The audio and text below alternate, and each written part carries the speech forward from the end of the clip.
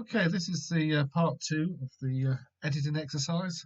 Part one we looked at Lightroom. This one we're going to have a look at what we could do within Photoshop, which is particularly strong at cloning. We've got some quite big challenges in here, but we'll just see how far we'll go with this. I might not do every last bit of cloning, but hopefully you'll see enough to get the exercise. I think to start off with, we might sort of look at the simpler areas to have a go at. And there's several different approaches. So we've got this area up here, which might be nice to lose. So come across to the cloning tool, clone stamp tool. That sets it on. We've got a little cursor there that tells us where the cloning area is.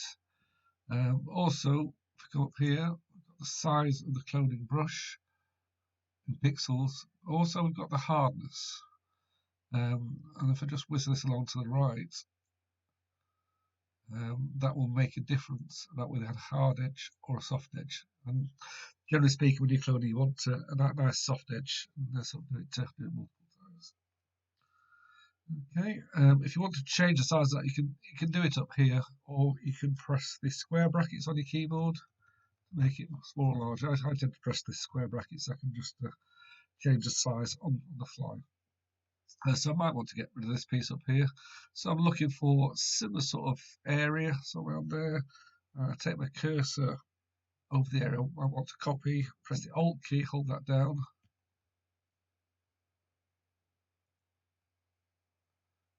Which is not working for me at the moment. Let's try and get up there. We've actually sort of moved off the right tool. Right. Back on the right key, press the Alt key. Now we get a target. So come over area. What it'll do is actually copy that target around here. You might need to sort of press Alt several times and try and make it a little bit random, otherwise it becomes too patterned and it doesn't look right at all. And you can play around it so you've got that sort of randomness in there. The other area we've got is this white area, which would be good to lose that. You could clone it out in the same sort of way, I guess. Becomes more tricky because we've got a much more confused area down there. Another option, just as an alternative, we could actually use the burn tool, which actually kind of reduces the exposure in that area. If we look at the top here, we've actually got mid-tone set on there, right at the top. So I want to go to the highlights and we're reducing the exposure by 13%. We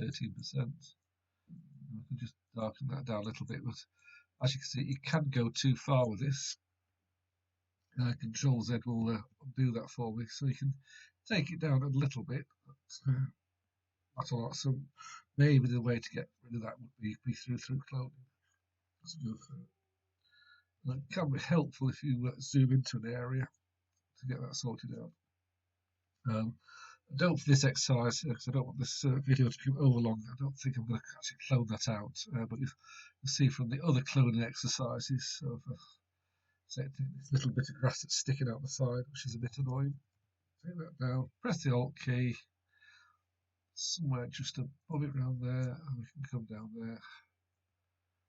Just make that disappear. Go through.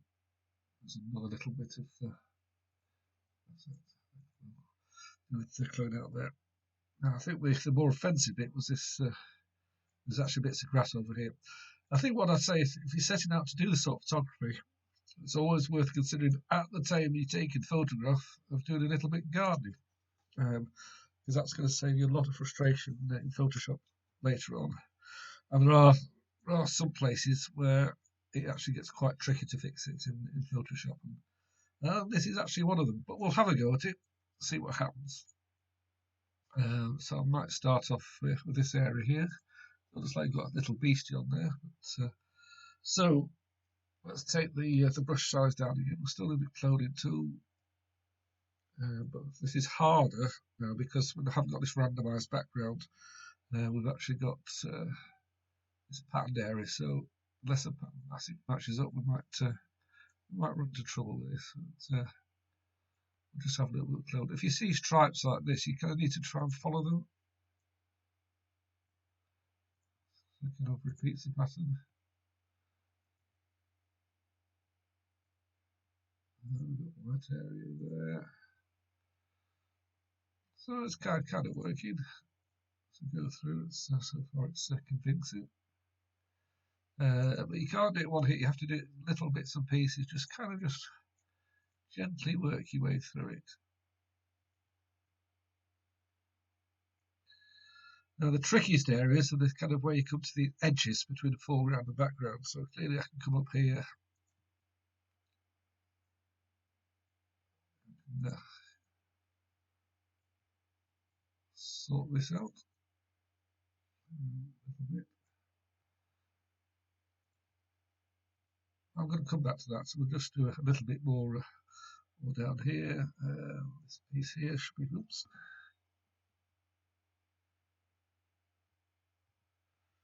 That. And anything goes wrong with this, just press Alt Z and get rid of it. We can come and get rid of that bit, it's not too bad. Press the space bar, I get the hand tool, I can actually shuffle the image up a bit. Control plus, zooms in a bit if I need to do that. Got to be careful when you zoom in, you don't zoom in too much, because I'm actually zoomed in by 200%, it's not too bad. You can get a bit too picky if you zoom in far too much.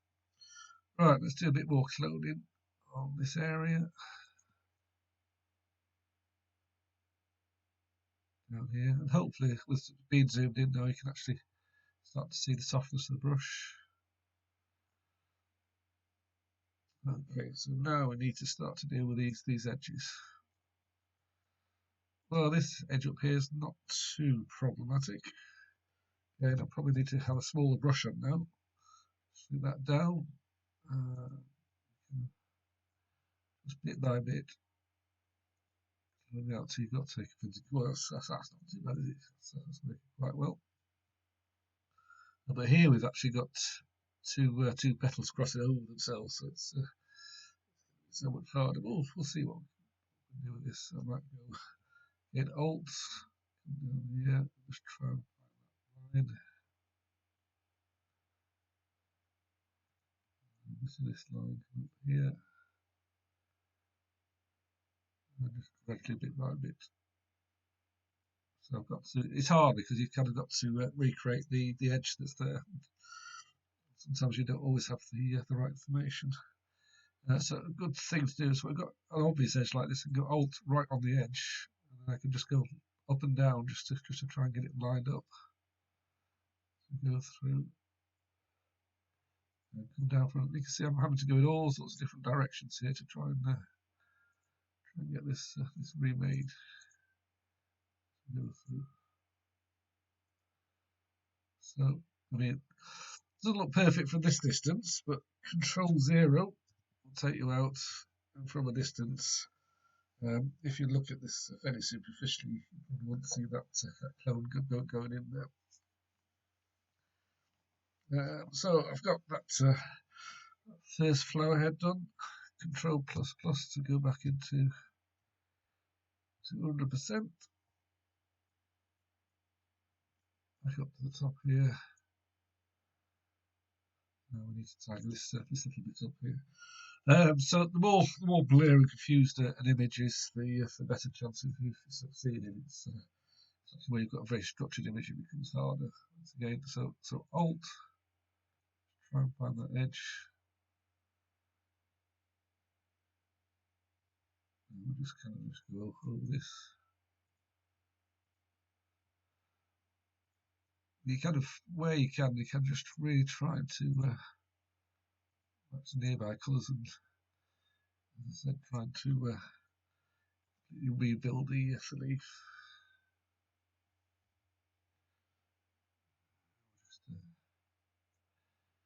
That's a fine job too. You've got a nice rainy afternoon. You can't get out in the garden.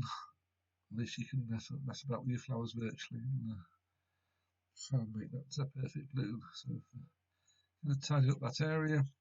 And we'll follow this bit of grass all the way down. Again, edges again. So the Alt key. I'll just bring that back. I generally try to rebuild an edge. Always come from both directions. Okay. Usually they, particularly if you overlap a little bit, the two edges from different directions will oops, slip the hand there, but that was edge signature of that.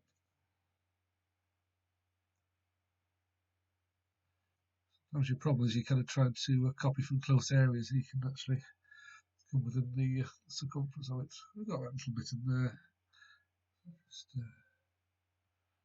down to this piece here, not there, and just scroll away. You click it on and off just to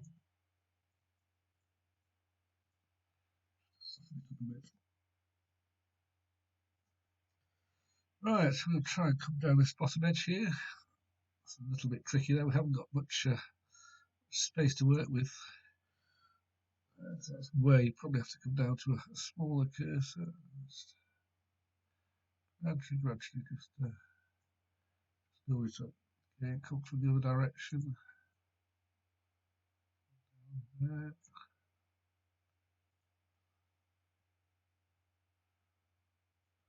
So just repeat that. So you start to get that kind of patterned effect, but you can usually lose that if I come right in the middle there.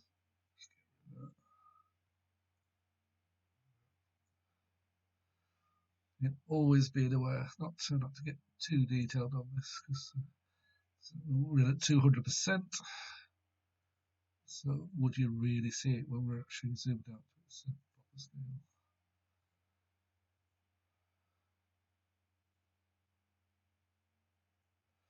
And as you're going through this process, you do need to think. You need to think, well, is what I'm doing here really worth it? Or should I just go out another day and try another go, but with, do that bit of gardening before I actually come in and clone it. Okay, I'll leave that leaf there because we can say it's tucked behind. This looks like actually a little broken grass here, so it's, come up there. Just trying to recreate that edge.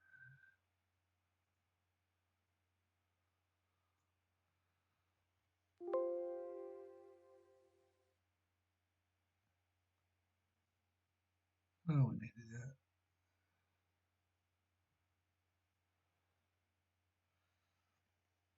Let's have a look at the full view. Okay, so I've not completely wiped out that last little piece of grass, but it's kind of not noticeable. When I was in Lightroom, I did a few things on just a bit of cloud and whatever. I can do the same sorts of things here. So I'll show you the Photoshop way of doing them. So as you imagine, the softwares come from the same company and they use the same tools in Lightroom and also in Photoshop. So just in terms of adjustments, I could say look at the levels. I've got my histogram here, and if I wanted to, I could actually get a bit more contrast out of it by moving it down that way. That's the contrast is looking okay on this. But the other thing of actually using the gradient tool was a gradient tool in here. You got to make sure you get the right one selected. So I think this one probably just the basics. I think just have a look down here. Basics or neutrals. No, it's going to be the basics. Until this one here. This checking pattern means it's transparent, going through to whatever colour set on this colour box down at the bottom left hand side. So I've got that all set up. So it works exactly the same way. Come over to left, hold my button down and just drag it across. That just darkens it down a little bit more subtly. And this is where you should do it, actually, sort of keep your opacity fairly low. It's on 10% up here, and do it multiple times until you get the right view. And if you go too far, you can always back out and undo it.